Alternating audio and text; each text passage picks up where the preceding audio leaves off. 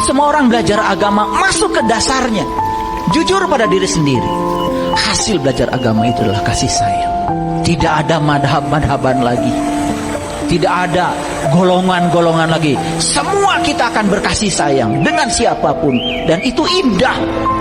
Lucu, kita agamanya sama, sholatnya 17 rakaat sama, syahadatnya sama, Nabi dan Rasulnya sama, menjemput Tuhan yang sama. Hanya ada perbedaan sedikit-sedikit, kemudian kita bermusuh-musuhan. Lucu belajar agama, padahal kita diajarkan dalam Al-Quran yang universal sekali di Quran surat An-Nas.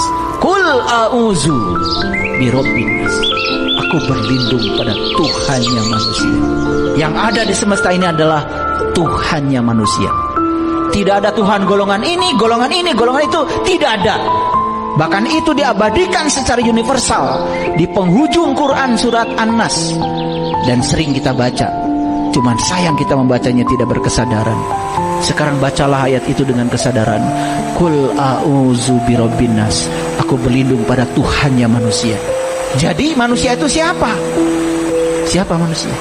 Semua manusia, apapun keyakinannya, apapun jalan hidupnya, apapun agamanya. Aku berlindung pada Tuhannya manusia.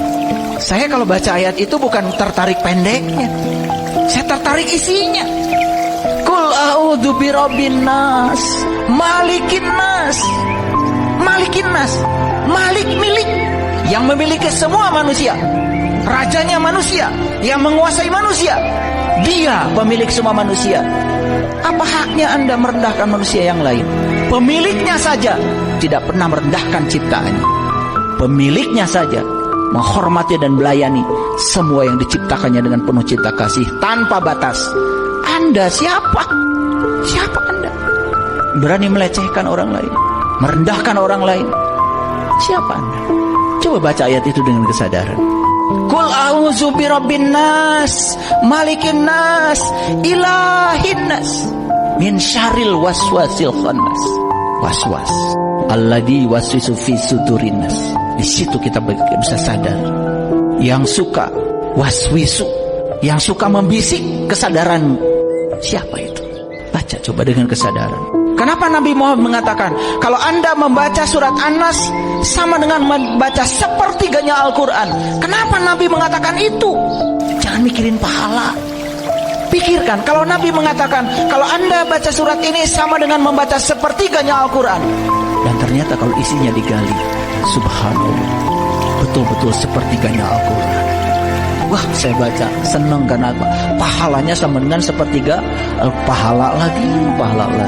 Kapan mau ikhlasnya kita beribadah? Sudahlah, pahala itu hanya hasil akhir.